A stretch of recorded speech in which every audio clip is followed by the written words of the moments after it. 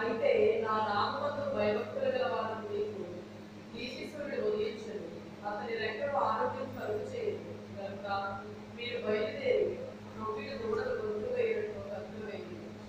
నేను నియమింపబోవు దినమున దుర్మార్గులు మీ పాదముల మీద దూరవలే ఉంటుంది. మీరు వారిని ఆనందపుత్రులని సైన్యములకు అధిపతి యెహోవా సెలవిస్తున్నాడు. చాలా ప్రార్థన చేసుకుంటాం. ఈ ఉదయకాల సమయంలో నాతో మాట్లాడే ప్రభు అని అందరం ప్రార్థన చేసుకుంటాం. పరిశుద్ధుడిపైగా తండ్రి, మా ఉన్నత రాజ్యాధిపతి, సర్వాధికారి, సర్వోన్నత, సర్వశక్తి కలిగిన తండ్రి, మీ వందనాలు స్తోత్రాలు తండ్రి. నాయన మీ యొక్క ప్రభు ఉదయకాల సమయంలో నాయన ఇంతవరకు బిడ్డలు చక్కని గానాలు చేసి ఉన్నారు తండ్రి.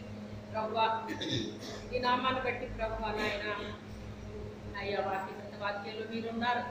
నీ బిడ్డలు సాక్ష్యాలు ఇచ్చారు తండ్రి. నాయన ఎంతో వారి జీవితాల కుటుంబాలు మీరు చేసిన ప్రతి ఒక్కరాన్ని బట్టి మేలు బట్టి వందనాలు స్తోత్రాలు తండ్రి. యేసయ్య శుద్ధాత్మ దేవుడా మీకే స్తోత్రాలు చెల్లించుకుంటున్నాను. మా ఉన్నత స్థలముల్లో నివసించే రాజ్యానికి స్తోత్రాలు తండ్రి.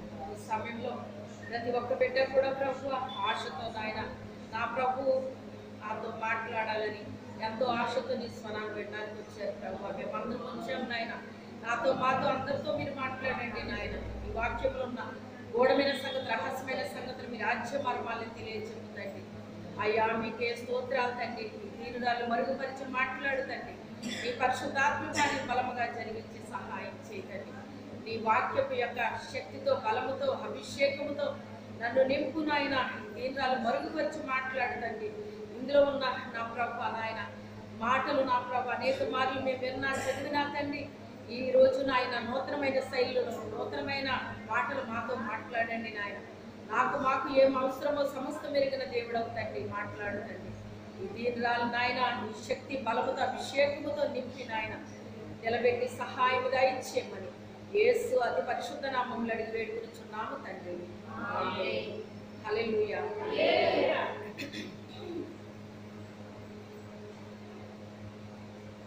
మరి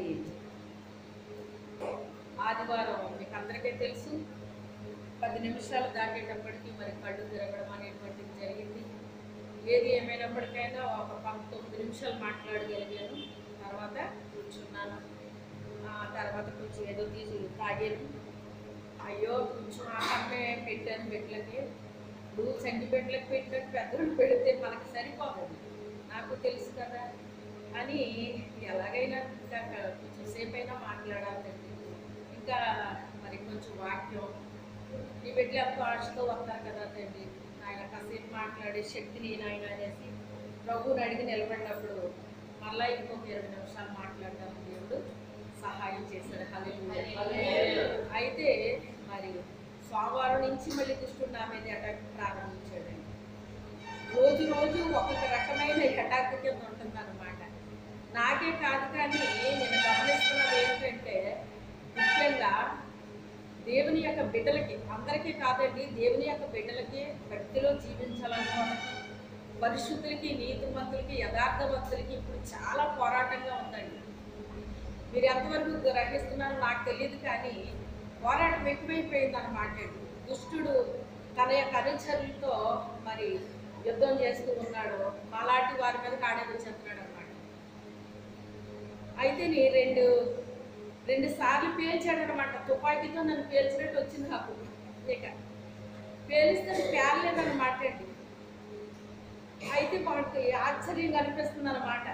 ఎందుకంటే మరి గంతో పేలిస్తే ఎవరైనా ఏమైపోవాలి, చనిపోవాలి కదా. ఏంటి 2 సార్లు పేల్చిన ఏమవ్వలేదు ఏంటి అని చెప్పేసి చూసుకుంటున్నాడు అనమాట.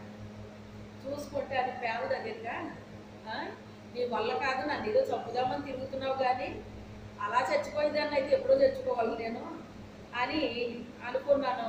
మా పాపతో అంటున్నాను, అమ్మ ఒకవేళ నేను చనిపోతే దేవుని రాజ్యంలో కలుసుకుందాంలే అన్నాను అనమాట. అంటే చావన్నా కూడా భయం లేదన్నమాట అనుకుంటున్నాడు ఆడు. నాకు చావుకు భయం లేదండి. నా తండ్రి పని నేను కంప్లీట్ చేయలేమన్న భయము ఉంటుంది నాకు. ఆయన చెప్పిన పని నేను కంప్లీట్ చేయాలి, నేను చెప్పింది నేను కంప్లీట్ చేసేప్పుడు రావాలి ప్రభు నీ దగ్గర కానీ నా పట్టుదలండి.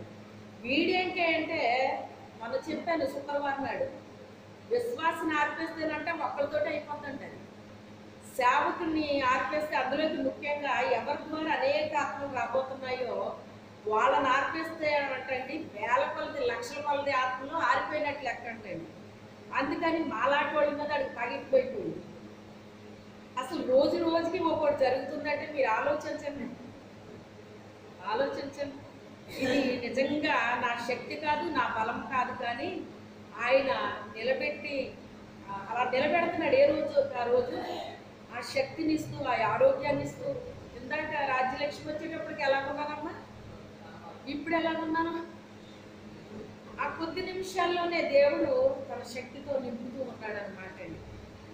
ఏది ఏమైనప్పటికైనా ఆ కొంచెముతోనే ముందుకి వెళ్ళటం అనేటువంటిది జరుగుతుందన్నమాట అండి. మీరు కూడా గ్రహించుకుంటూ ఉండండి. ఏదో వ్యక్త సంభవించినట్లుగా మీరేమి కంగారు పడుకోవద్దు. కానీ మన మీద ఏం జరుగుతుంది? బలమైన అటాక్ జరుగుతుంది. అందుకని ప్రతి విషయంలో మనం ఏం చేయాలి? పొట్టుదలగా ప్రార్థన చేయాలి, మర్చిపోకూడదండి. నేను అదే చెప్తున్నాను. బాగాలేదన్నప్పుడే ప్రార్థన చేయడం కాదు నా కోసం.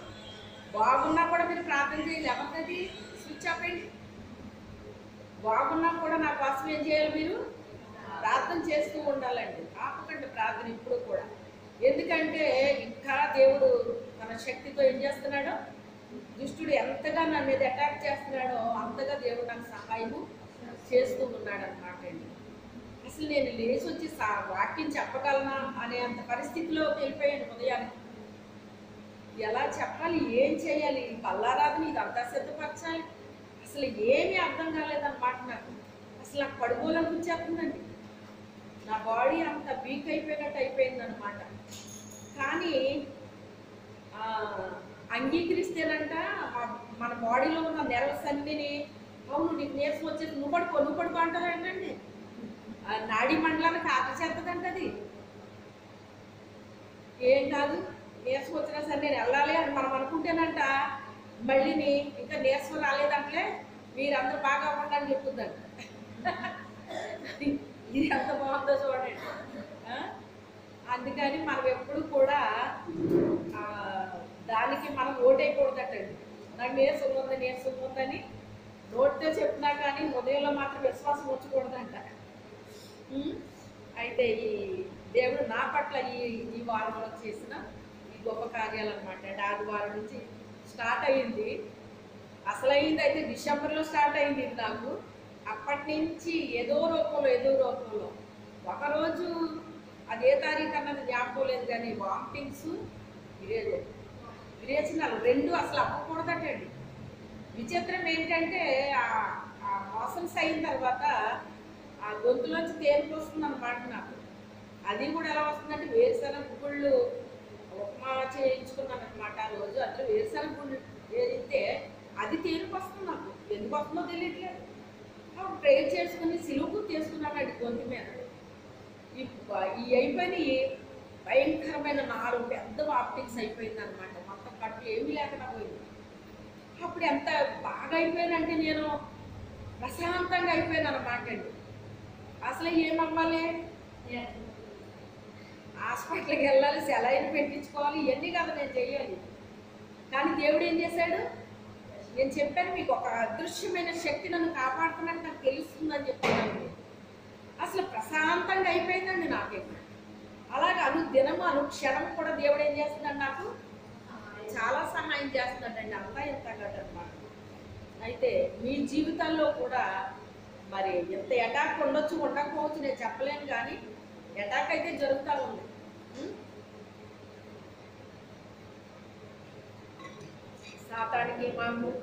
సాతాను దూతలకి మీకు జరుగుతూనే ఉంటుంది అన్నమాట. ఇప్పుడు ఇంకా అధికమైపోయింది. ఎందుకు అధికమైపోయిందో తెలుసా మీకు? ఎందుకయింది?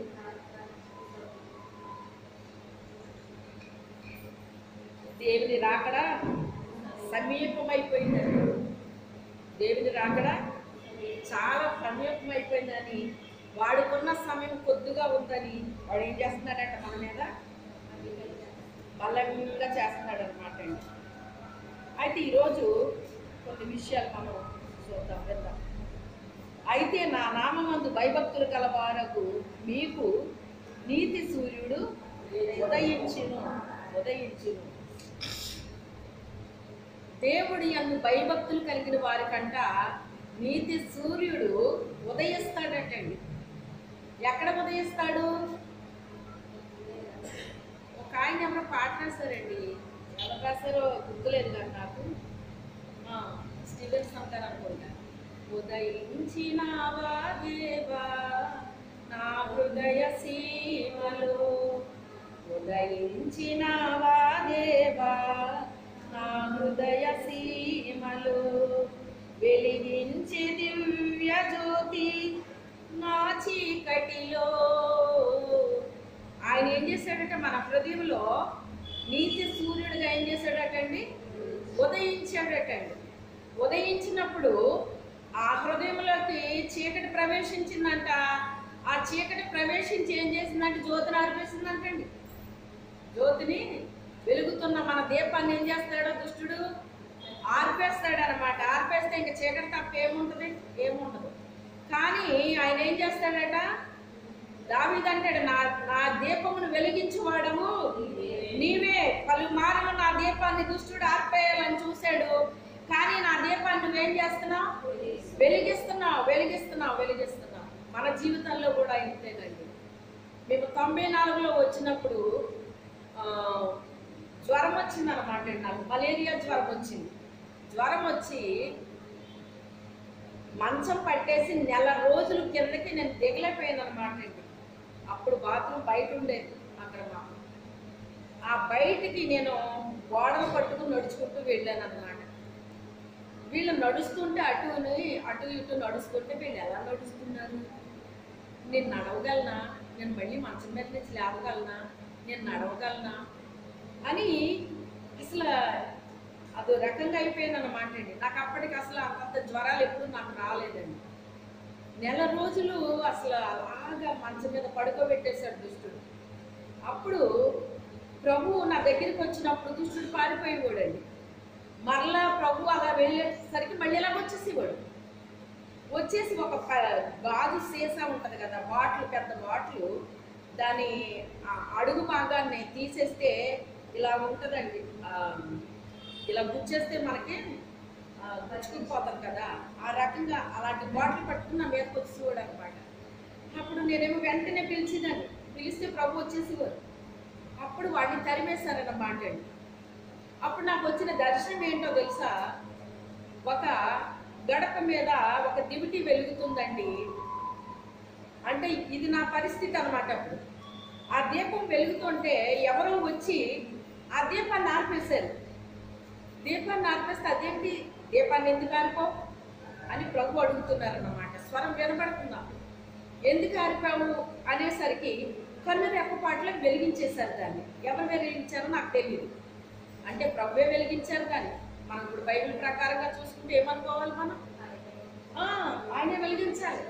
ఆయన వెలిగించేశాడు, క్షణంలో వెలిగించేశాడండి. అక్కడ ఒక పాము బుక్కలైపోయి ఉందన్నమాట. పాము వచ్చేస్తుంది, నువ్వు ఎందుకు దీపాన్ని ఆర్పేవు అంటున్నారు. అంతే, ఆ స్వరం మాత్రమే నేను విన్నాను. చూసేసరికి దీపం ఆరిపోవటం, వెంటనే వెలిగించేయటం కూడా అయిపోయింది. అక్కడ నిజంగానే పాము వచ్చేసింది. ఆ పాముని ఎవరు చంపేశారని నాకు తెలియదు. ముక్కలు చేసేసి ముక్కలుగా ఉన్నాయన్నమాట. అక్కడ అదేంటి, నిజంగానే పాము వస్తుంది, నువ్వు ఎందుకు ఆరిపోవన్నారు ఎవరిని? నిజంగానే పాము ముక్కలైపోయిందండి అని నేను అనుకుంటున్నానండి. అంటే ఆ ముక్కలు చేసింది ఎవరో? అది ఆ దీపాన్ని వెలిగించింది ఎవరో? ఆయనే. నా దివిటిని వెలిగించేశారు. అంటే అప్పుడు నన్ను చంపేయాలని ఫస్ట్ నా మీదకి వచ్చిన ఆ అటాక్ అప్పుడు ప్రారంభమైందనమాట అండి నా మీద. ఎందుకు అటాక్ అయిందో మీకు తెలుసా? వచ్చిన దగ్గర నుంచి ఏజెన్సీ భారాన్ని నా గుండెల్లో నింపాడండి దేవుడు. ఎప్పుడు నా కళ్ళంట నీళ్ళు అలా కారిపోతూ ఉండేయండి. ఏడవడం కాదు, కారిపోతూ ఉండేవి. ఏంటి ఏజెన్సీ పరిస్థితి ఏంటి? నన్ను ఇక్కడ తీసుకొచ్చావు, ఈ ఏజెన్సీ పరిస్థితి ఏంటి ప్రభు? ఈ సంఘాలేంటి ఎలా ఉన్నాయి ఏంటి? ఇలాగ ఆరాధిస్తున్నారు ఏంటి? ఎలా జరుగుతుంది ఏంటి? ఏంటి ప్రభు, ఏంటి ప్రభు అని అలాగ నా గుండెల నిండా దుఃఖం ఉండిపోయి అది కన్నీళ్ళ రూపంలో ఏమైపోయింది. అది ఎలాగుంది అంటేనండి, ఇరిమి అంటాడు, నా కన్ను కన్నీటి మూటగా మారిపోయింది అంటాడండి. అలాగ నా కళ్ళు నీళ్లతో నిండిపోయి కారిపోయినట్టుగా ఉండేవి. ఒక ప్రయాణంలో వెళ్తే కళ్ళ నీళ్ళు కారిపోతూ ఉండేయండి. అది నా కోసమో నా కుటుంబం కోసమో కాదండి. కాదండి కన్నీరు. ఎవరి కొరకు? ఆత్మల కొరకు. ముఖ్యంగా ఏజెన్సీ భారాన్నంతా నా గుండెల్లో నింపాడండి. ఎప్పుడైతే ఈ భారాన్ని నింపాడో, నేను ప్రార్థన చేయడం ప్రారంభించానో, మరి ప్రతి దినము కొన్ని గంటలు ప్రార్థన చేసేదాన్ని అన్నమాట. చేసేసరికి అప్పుడు దుష్టుడు నా మీద గురి పెట్టాడు అన్నమాట. ఈమెను చంపేయాలి, ఈమె ప్రార్థన చేయకుండా ఆపాలంటే ఆగట్లేదు. ఇంకా రెండో చాయిస్ ఏంటి, ఇంకా వాడికి ఆపేటట్టు చేస్తాడండి. ఆపినా కానీ మనము మళ్ళీ కోరుకున్నాం అనుకోండి, మళ్ళీ మొదలు పెడతాం. శాశ్వతంగా ఆగిపోవాలంటే ఏం చేయాలి? ఇంకా చంపాలి. అప్పుడు నా మీద ప్రారంభమైంది అనమాట అండి, అటాక్స్ ప్రారంభమైంది. అప్పుడు దేవుడు నన్ను బ్రతికించేశాడు. మొత్తం మీద లేచి మళ్ళీ తిరగడం ప్రారంభించాను. నాకు ఇక్కడ అర్థమైంది ఏంటి అంటే, జ్వరం వచ్చినా ఇక్కడ అన్నం మానకూడదు. ప్లెయిన్ ఏరియాలా కాదు ఇక్కడ. ఇప్పుడు ఉన్నంతలాగా అప్పుడేమీ లేదండి. 94 అటు సైడు జ్వరాలు వస్తే భోజనాలు మానేస్తారు, ఇక్కడ అలా మానకూడదండి. ఏదో తినేయాలి తప్ప మానకూడదు. మానేస్తే ఇలా మంచాల మీద ఉంటారు అని చెప్పేసి అన్నాను. ఆ విషయం తెలిసింది నాకు. ఇక అప్పటి నుంచి కొంచెం జయిస్తున్నాను అన్నమాట. ఇంకా అంత క్రితం ఏదన్నా కొంచెం ఒక్కరోజు జ్వరం వచ్చినా మొత్తం తినేదాన్ని కాదు, రోజు ఏదైతే తినేదాన్ని కాదు, తాగేదాన్ని కాదు. ఇప్పుడు మొత్తం అది మార్చేసాను అన్నమాట అండి. ఆనాడు ప్రారంభమైంది. అటాక్స్ అయితే ఆగలేదు, కానీ దేవుడు చెప్పిన పని చేసుకుంటూ ముందుకు వెళ్ళిపోయాను. హల్లెలూయా. నాకు అప్పగించిన ప్రతి పనిలో జయం పొందుకున్నాను. ఇక్కడ ప్రతి పనిలో జయం పొందుకున్నాను. పని అయితే ఆగలేదు, వాడి అటాక్ చేయటం కూడా ఆపలేదు, వాడు ఆపలేదు, నేను ఆపలేదు. కాకపోతే నేను జయం పొందుకుంటూ ముందుకు వెళ్ళిపోతున్నాను అనమాట. ఎందుకు వెళ్ళిపోతున్నాను?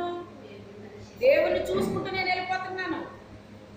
మన దీపాన్ని ఆరిపోయాలన్నా అది ఎవరి వల్ల అవుతుంది? అది ఇప్పుడు ఆరిపోయాలనుకున్నాడండి, పెస్టులతో పేలుతుంది. ఎవరు పేలిందా? అసలు దేవుడు సెలవివ్వందే మన ప్రాణాలు తీయటానికి దుష్టుడికి అధికారం ఉండదండి. రక్షణ లేని బిడ్డలకి మీద, మారు మనసు లేని వాళ్ళ మీద, అవిశ్వాసుల మీదే వాడు దాడి చేయగలడు, ప్రాణాలు తీయగలడు. దేవుని రక్తంలో కడగబడి ఆయన ఆత్మతో ముద్రించబడిన మన ప్రాణాన్ని తాకడానికి వాడికి దేవుడు ఎవడు. మన శరీరాన్ని ఎంతైనా నలకొడతాడనమాట అండి. నలకొట్టేస్తే ఏం చేద్దాం మనం? కొంచెం లేవలేము, తిరగలేము, కొంచెం టైం పడుతుంది. కానీ బంతిని నేలకేసి కొట్టే కొద్ది మరింత పైకి వెళ్తుందని అడిగి తెలియదు. గుడ్డు పనులు అన్నీ చేస్తాడు మన మీద. ఇంక లేవకుండా ఇంక చేస్తాను కదా, ఇంక అయిపోయింది అనుకుంటాడు అనమాట. యేసు ప్రభుని కూడా అలాగే చేసాడు పాపం. సమాధిలో పెట్టేద్దా ఇంకా ఇంక లేవడాక ఈయన చెప్పినవన్నీ అబద్ధంగా ప్రూఫ్ చేసేయచ్చు, ఇంక ఈ రాజ్యం అంతా నేను ఏలేయచ్చు అనుకున్నాడు అనమాట. అనుకునేసరికి దేవుడు ఏం చేశాడు? ఎంత భద్రపరిచినా, ఎంత పెద్ద రాయి ఎట్టినా, ఎంతమందిని కాపలా పెట్టినా 3వ రోజు తిరిగి లేస్తానన్నాడు. తండ్రి లేపేశాడు, ఆయన లేచాడు. ఆయనతో పాటు సమాధుల్లో ఉన్న పరిశుద్ధులు లేచారని ఒక వాక్యంలో ఉందా? గుర్తుందా? లేచి పరిశుద్ధ పట్టణంలో తిరిగారంటే, అంటే ఆయన లేవడమే కాదు, పరిశుద్ధులు కూడా ఏం చేశాడు? ఆయన లేపేశాడు. మనము కూడా ఆయనతో పాటు సమాధి చేయబడిన వారం అయితే ఆయనతో పాటు మనల్ని కూడా ఏం చేస్తాడంట? ఆయన లేపేస్తాడట. అందుకని దుష్టుడు మనల్ని ఎంత చంపాలని ప్రయత్నం చేసినా వాడి వల్ల అయితే మాత్రం కాదు. మన శరీరాన్ని నలపడతాడు, ఇబ్బంది పెడతాడు అనమాట. ఇంకా రకరకాల ఇబ్బందులు కలిగిస్తాడు మనకి. ఇబ్బందులు రావని నేను చెప్పను, కానీ శాశ్వతంగా ఉండవయ్యి, శాశ్వతంగా అవి ఉండవయ్యి. ఎందుకంటే మన దేవుడు వాడేదో సమాధి చేసేద్దాం అనుకుంటాడు, కానీ సమాధికి మనల్ని ఏలదేవుడు అనమాట. మళ్ళీ లెగిసి ఎలా చేద్దామంటే ఆడెంత మనల్ని నేలకేసుకుంటాడో అంత ఎత్తి లెక్కుతాం అనమాట. ఒక శ్రమకు గురైపోతాం, శ్రమ వెనకాల ఆయన ఏం చేస్తాడు? గొప్ప మేలు చేస్తాడు అనమాట. అంతకు ముందు కంటే ఇంకా ఎత్తులు ఎగుతాం అనమాట. వాడికి తెలియక పాపం ఇంకా కొట్టేసాను, అయిపోయింది, ఇంకేం లేవలేదు, ఈ కార్యం వేళ కుటుంబంలో చేశాను కదా, ఈ దెబ్బతో వాళ్ళ పని అయిపోయింది అని వాడు అనుకుంటాడు. కానీ దేవుడు ఏం చేస్తాడు? మనల్ని మరింత ఎత్తు లేపుతాడు. ఎప్పుడు లేపుతాడు? మనకు ఉండాలి. ప్రభువా నేను లేచి నీ పని ఇంకా నేను ఎక్కువ చేయాలి. ఏముండాలి మనకి? లేపెత్తే నేను ఇంటి పనులు వంట పనులు చేసుకుంటాను నాయన, కాస్త ఆ ఊరి ఈ ఊరెళ్ళి తిరిగి వస్తాను నాయన అని ఇలా కాదు అనుకోవలసింది. ఏం చెయ్యాలి మనం? ఇంకా నీ పని నేను చెయ్యాలి. అసలు నన్ను ఎందుకు పుట్టించావు? నా తల్లి కడుపులో నుంచి ఎందుకు నన్ను పుట్టించావు? నా పట్ల నీకు ఒక ప్రణాళిక ఉంది కదా. నన్ను లేవనెత్తు, నీ పని ఇంకా నేను చేస్తాను, నీ పని ఇంకా నేను చేస్తాను, చెయ్యాలని నాకు ఆశ ఉంది. అలనాడు దైవజనులు ఏమని కోరుకునేవారండి? ఎంత చేసినా వాళ్ళకి తృప్తి ఉండేదా? ఎప్పుడన్నానే ఇంకా నీ పని చెయ్యాలని నాకు ఆశ ఉంది, ఆశ ఉంది, ఆశ ఉంది, ఆశ ఉంది. ఇదే కోరికండి వాళ్ళకి. మనకు ఉంటున్నాయి అలాంటి కోరికలు? నిజంగా ఎలా బ్రతికి పట్ట కడతానని అనుకోలేదండి. దేవుడి దయ వల్ల అప్పటికంటే ఇంకా మంచి సేవలు కోరుకుంటున్నాను. అప్పటికంటే ఇప్పుడు ఇంకా అది కొనుక్కున్నాను, ఇది కొనుక్కున్నాను, అది చేశాను, ఇది చేశాను, ఇలా తృప్తి పడడానిక మనకేం లేకుంటాయినా? తృప్తి మన ఆత్మ జీవితంలో భక్తిలో తృప్తి ఉండకూడదు. ఇంకా నా దేవుని కొరకు నేను ఉపయోగపడాలి. ఎప్పటి వరకు చేసిన పనే కాదు, ఇంకా చేయాలి. నేను ఆయన పని ఇంకా చెయ్యాలి, ఇంకా చెయ్యాలి, ఇంకా ముందుకు వెళ్ళిపోవాలి. వెనక్కి వెళ్ళకూడదు, వెనక్కి చూడకూడదు, వెనక్కి వెళ్ళడానికి అసలు ఇష్టపడకూడదండి. మనం నన్ను బలపరచు అని అందు నేను సమస్తాన్ని చేయగలను అంటున్నాడు. ఎవరిని బలపరుస్తాడు ఆయన? ఎవరిని బలపరుస్తాడండి? లోకంలో యథార్థవంతులు బలపరచడానికి దేవుని యొక్క కనుదృష్టి లోకమంతటా సంచారం చేస్తున్నట్టండి. అంటే యథార్థవంతులు కూడా ఏమవుతున్నారు? ఒక్కోసారి బలహీనలు అవుతున్నారు. ఏమండి, సరిహద్దుల్లో సైనికులు యుద్ధాలు చేస్తారండి. యుద్ధాలు చేసినప్పుడు వీళ్ళకి ఏమి తగలవా? కాలుకు తగలవచ్చు, పన్నుకు తగలవచ్చు, ఇంకో దానికి తగలవచ్చు, ఇంకో దానికి తగలవచ్చు. అసలు సైనికులకి ఉపయోగించేంత మెడిసిన్ వేరే వాళ్ళకి ఉపయోగిస్తుందండి గవర్నమెంట్. ఎంత క్విక్గా వాళ్ళు లేపుతారండి. వాళ్ళకి పెట్టే ఫుడ్ అలాగుంటుంది, వాళ్ళకి చేసే వైద్యం అలాగుంటుంది అనమాట అండి. అది వాళ్ళకి తప్ప వేరే వాళ్ళకి అయ్యి వాడరండి. చాలా ఖరీదైన మందులు. భూ సంబంధించిన సైనికులకే మన గవర్నమెంట్ అంత అలాగే చేస్తే ఇక మనల్ని ఎంత ఎలా లేపుతాడు ఆయన? పడిపోయి అలా మంచం మీద ఉండడానికి కాదు మనల్ని పెట్టింది. లేచి ఏం చెయ్యాలి? యుద్ధం చెయ్యాలి. ఏం చెయ్యాలండి? యుద్ధం ఉంటుంది. ఎప్పుడు యుద్ధం ఉంటుందండి. ఇదిగో నీ మీదకి యుద్ధానికి వస్తున్నాను, పలానా రోజులు వస్తానని చెప్పడాడు. అది ఆ కాలంలో చెప్పుకునేవారు. ఇదిగో మీ దేశం మీదకి మేము యుద్ధానికి రావాలనుకుంటున్నాము, మీకు సమ్మతమేనా అని వేరే దేశాల వాళ్ళని అడిగితే సరే సమ్మతమే రండి అనేవారు. వాళ్ళ సమ్మతం లేకుండా వచ్చేవారు. ఇప్పుడు దుష్టుడు ఇదిగో నేను అటాక్ చేస్తాను అని ఏమైనా చెప్తాడా? మనకి చెప్పడం. కానీ ఎవరు చెప్తారు మనకి? ఆయన ముందే మనకి ఇన్ఫర్మేషన్ ఇస్తాడు. తెలుసా మీకు? ఈ రకంగా వాడు నీ మీదకి రాబోతున్నాడు, జాగ్రత్తగా ఉండు అంటాడు. ఆయన చెప్పినా చెప్పకపోయినా మనం ఎలా ఉండాలి? ఎలాంటిగానే ఉండాలి. అమ్మో నన్ను ఇక్కడ కొట్టేశాడు, అక్కడ కొట్టేశాడని సైడ్కి ఎప్పుడైనా ఏడవడం చూసామా మనం? ఆ సైనికులకి కొన్ని రోజులు సెలవిస్తారండి. ఆ సెలవు ఇచ్చినప్పుడు ఇంటికి వచ్చి కుటుంబంతో గడుపుతారు వాళ్ళు. మరలా తిరిగి వెళ్ళి ఆ డ్యూటీలో జాయిన్ అయ్యాక నా ఇల్లు, నా వాకిలే, నా భార్య, పిల్లలు, అమ్మ, నాన్న అని ఏమన్నా ఆలోచిస్తారండి? వాళ్ళు ఆలోచిస్తారు. యుద్ధం చేయగలరా సరిహద్దుల్లో?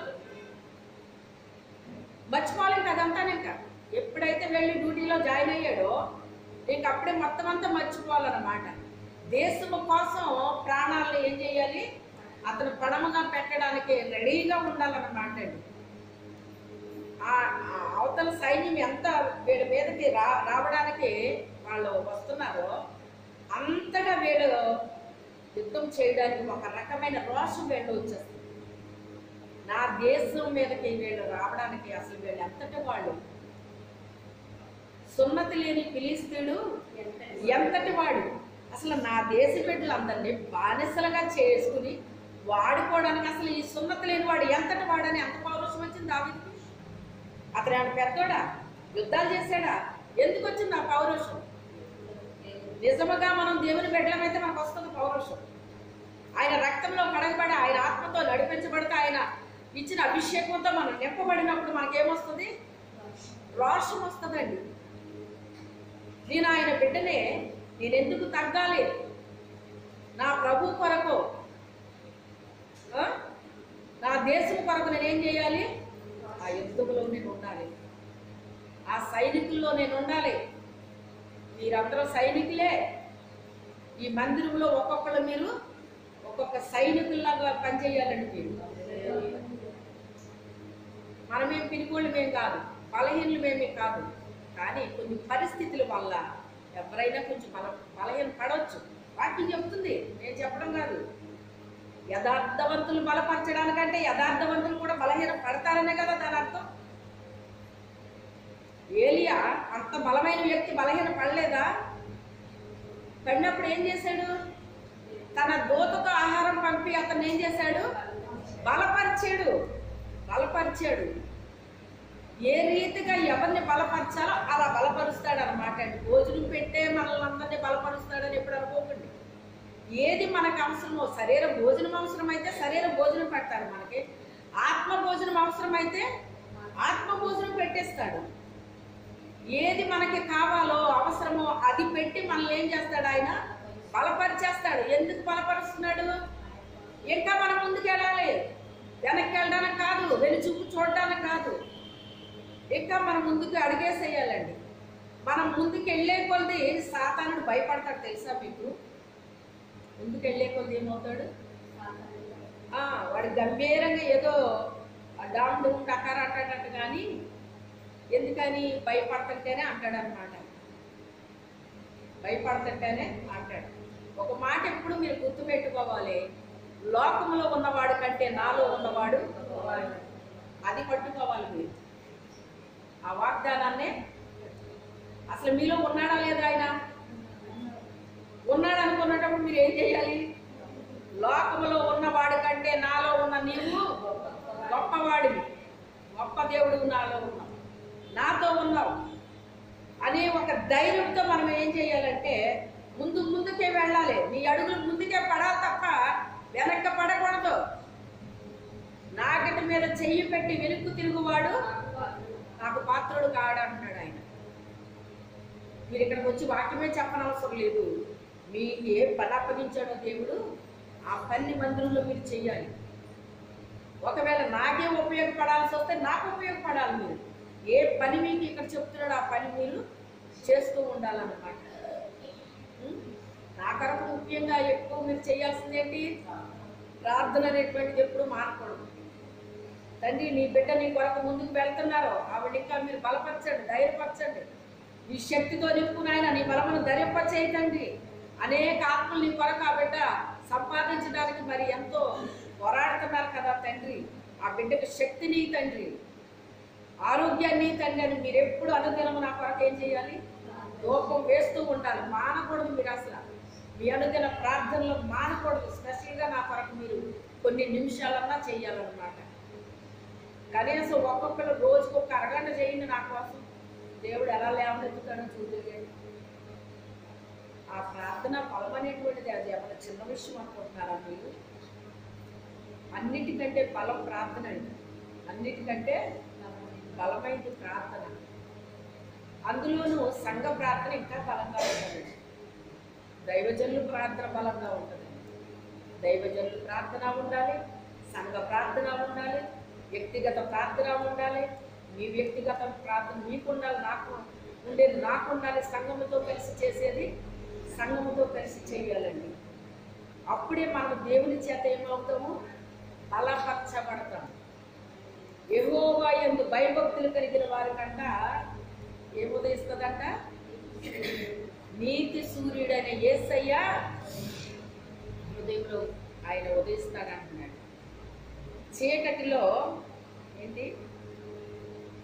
అంటే ఆ నామమునకు భయభక్తులు గల వారు నీతిశూరుడు ఉదయించును అతని రెక్కలు ఆరోగ్యం కలుగజేయును ఆయన రెక్కలంట మనకు ఆరోగ్యాన్ని కలుగు చేస్తాయంటండి. కనుక మీరు బయలుదేరి రొవ్విన దూడల గంతులు వేసినట్లు గంతులు వేస్తామంటండి.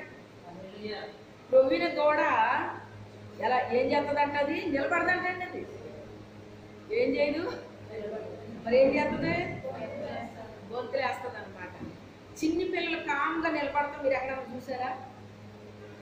ఆడికి పని ఉన్నా పని లేకపోయినా లేచి తిరుగుతూనే ఉంటాడు. నడకొచ్చింది మొదలు. ఎప్పుడైతే నడవడం మొదలెట్టాడో ఆ నడకొచ్చింది మొదలు వాడు ఏం చేస్తాడు?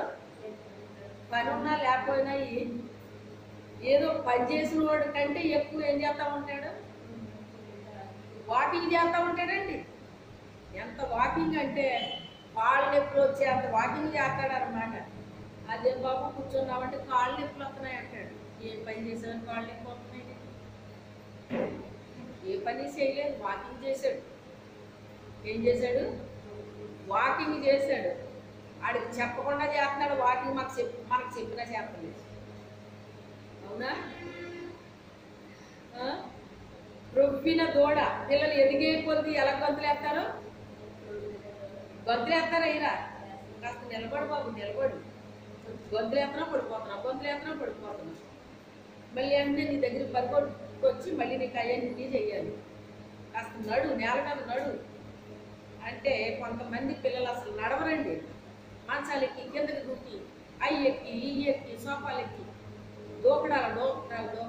ఇంకెంతసేపు వాళ్ళు ఎక్కాలి, ఇల్లు ఏయోడు పట్టుకు తిరుగుతూ ఉండాలి. పాపం మరి ఆ గాయాలు కట్టాలి, ఇవన్నీ చెయ్యాలి కదండి. అయితే మనల్ని అలా చేయడటండి. చిన్నపిల్లల గొంతులు వేసినట్టు ఆ రకమైన గొంతులు కాదండి మనకి. ఎలాగే దూకుతామంటండి? రొవ్విన దూడ అంటండి బలంగా గొంతులు వేస్తుందటండి. ఏం చేస్తుంది? అలాగ గొంతులు వేసేటట్టు చేసేస్తాడంటే దేవుడు మనల్ని. అంటే గొంతులు అంటే పెద్దోళ్ళని గొంతులు వేస్తామని కాదు, దానికి కొన్నంత ఎనర్జీ మనకి ఇస్తాడనమాట అండి. దానికి కొన్నంత ఎనర్జీ మనకి ఇస్తాడు. రొవ్విన దూడ గంతులు వేసినట్లుగా గంతులు వేయుదురు. నేను నియమింపబోవు దినమున దుర్మార్గులు మీ పాదముల క్రింద ధూళి వలె ఉంది. ఆయన ఒక దినాన్ని నియమిస్తాడటండి. ఆయన నియమించే దినాన్నట దుర్మార్గులు మన పాదాల కింద ధూళిలా ఉంటారటండి. అంటే దీని అర్థం ఏంటి? దుర్మార్గులైనా దుష్టులైనా ఎక్కడ పెడతాడంటే తీసుకొచ్చి మన కాళ్ళ కింద పెడతాడట. మన కాళ్ళ కింద పెడతాడటండి. అంటే మన కాళ్ళు పట్టేస్తాడన్నమాట అండి. కొంతమంది తెలివికి ఏం చేస్తారో తెలుసా? క్షమాపణ అడిగేటప్పుడు ఎలా అడుగుతారు చెప్పండి? మీకు తెలుసు, అందరికీ తెలుసు. చేతులు పట్టుకుని కాళ్ళు అనుకోండి అంటారు. అంటే కాళ్ళు పట్టుకోవడానికి నామోషి, అందుకే చేతులు పట్టుకుని కాళ్ళు అనుకోండి అంటారన్నమాట. చేతులు కాళ్ళు ఎలాగవుతాయి? అంటే తగ్గింపు నోట్లో వచ్చింది కానీ ఎక్కడ రాలేదు? హృదయంలో రాలేదన్నమాట. హృదయంలో రాలేదు. హృదయం వంగదు, అంత త్వరగా వంగదండి. విరగదు, నలగదు, వంగదు.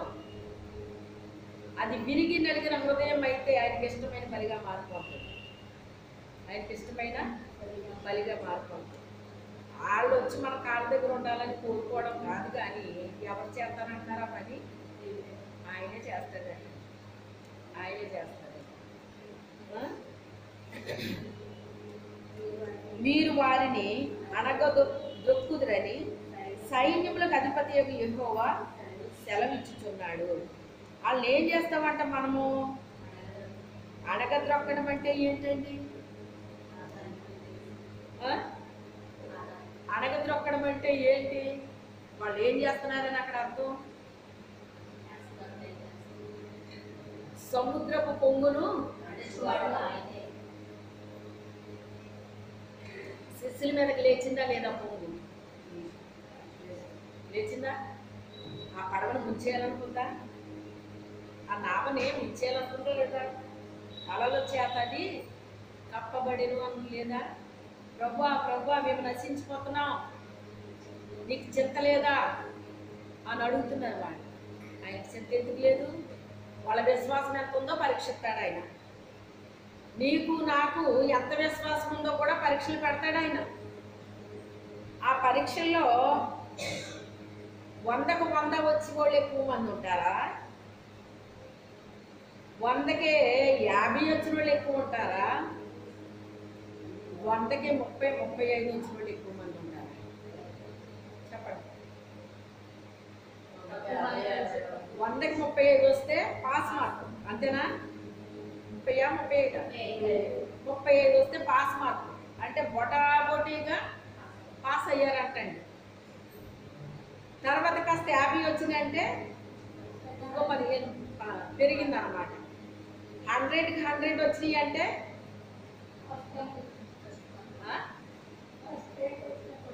ఫస్ట్ ర్యాంక్ వచ్చినట్టు నేరుగా చెప్తున్నారు.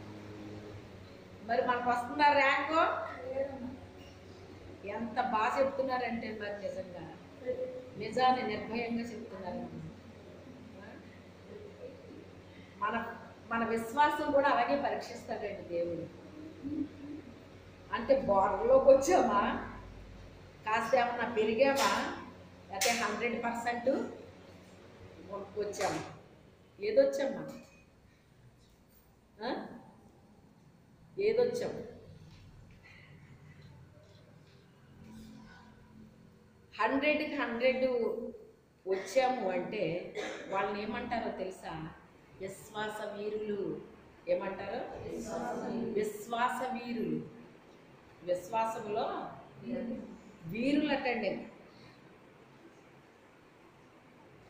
ఇక దేనికైనా ప్రాణం పోగొట్టుకోవడానికైనా వాళ్ళు సిద్ధపడిపోతారటండి.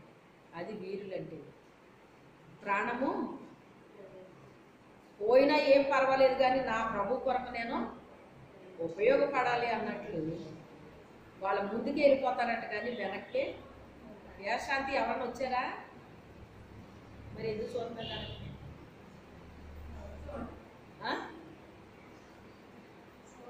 అలాగ అటు ఇటు చూస్తే దేవుడు మాట్లాడే మాట ఎగిరిపోద్ది. తెలుసా మీకు ఆ సంగతే? సైతాన్ చేసే పనుల్లో మీ మైండ్ని డైవర్ట్ చేయడానికి ఏదో ఒకటి చేస్తాడు దుష్టుడు. అర్థమైందా? అందుకే అటు ఇటు చూడకూడదు, వెనక్కి చూడకూడదు. గుర్తుపెట్టుకోండి. మళ్ళీ మీరు ఇందులోకి రావడానికి కొంత టైం పట్టేస్తుంది. ఒక పాయింట్ పోతుంది. ఆ పాయింట్ ఇంకా దేవుడు మీకు ఇంకా చెప్పడం. ఇంకా వాక్యం అనేటువంటిది చాలా అమూల్యమైందండి, విలువైంది. అది ఎంత విలువైందంటే బంగారం కంటే అమూల్యమైందని చెప్తున్నాడు ఆయన. ఎంత విలువైందంట? బంగారం అంటే నాకు అసలు ఇష్టం ఉండదు అన్నా కూడా చెయ్యొద్దండి. హల్లెలూయా చెప్పండి.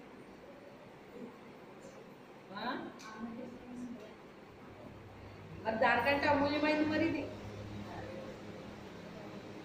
మరి బంగారమే నువ్వు అంత ఇష్టపడుతున్నావే, మరి వాక్యానికి ఎంత ఇష్టపడాలి? ఎంత ఇష్టపడాలి? చాలా జాగ్రత్తగా మనం వినాలి. చాలా జాగ్రత్తగా మనం వినాలి. విశ్వాస వీరులు అంటారు వాళ్ళని. ఆ విశ్వాస వీరులకి చాలా పరిస్థితులు ఎదురొచ్చేస్తాయన్నమాట అండి. అయినప్పటికైనా ఎన్ని పరీక్షలైనా వాళ్ళు ఏం చేస్తారటండి? పాస్ అవుతారండి. అరాకొర మార్కులు తెచ్చుకోరండి వాళ్ళు. అరాకొర తెచ్చుకున్న వాళ్ళు పట్టుకుని వీరులు అంటారు. ఏదో పాస్ మార్క్ వచ్చిందిలేండి అని అంటారా? అంటారు.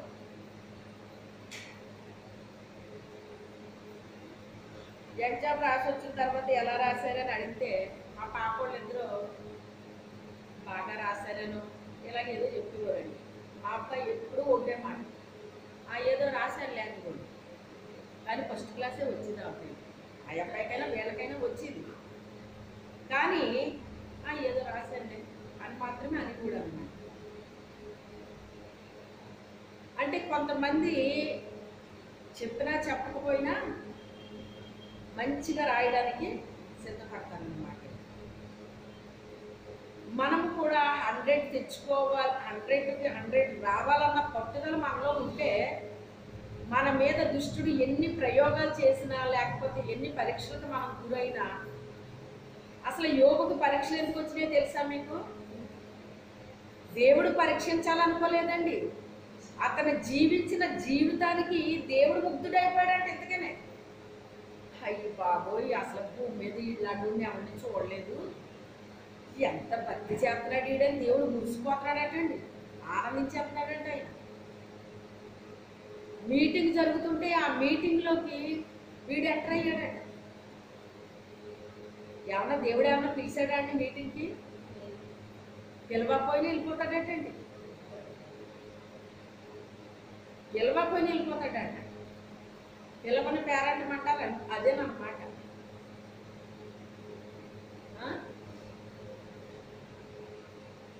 ఎక్కడి నుంచి వచ్చావంటే దేవుడు ఏం చెప్తున్నాడు? భూమి మీద నుంచి వచ్చాడని చెప్పచ్చు కదా.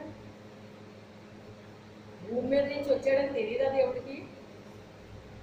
అటు ఇటు తిరిగి వచ్చాను అన్నాడు. అయితే మా ఊరు అక్కడ ఉన్నాడండి, ఆయన ఎప్పుడన్నా దర్శించావా నువ్వు అన్నాడండి. ఎందుకు వెళ్ళలేదు? వెళ్ళాను.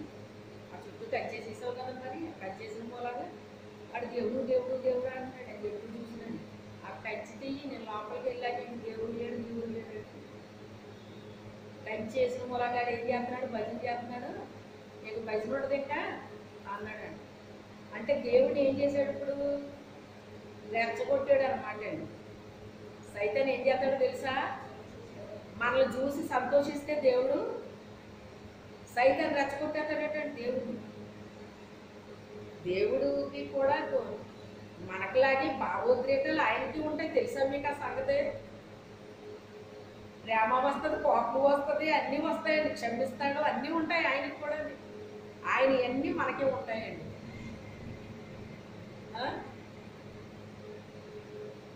ఆదాము ఆ ఫలాన్ని తిన్న తర్వాత తోటలోంచి బయటకు వచ్చేసాక ఏమన్నాడండి? నిన్ను మట్టితో నేను చేశాను అన్నాడు అనమాట. అంటే కోపం వచ్చిందా లేదా దేవుడికి? చెప్పండి, వచ్చిందా లేదా? వానికి మాలోడా నేను మట్టితో తయారు చేశాను, నీ బుద్ధి ఎక్కడికి పోయిందిరా?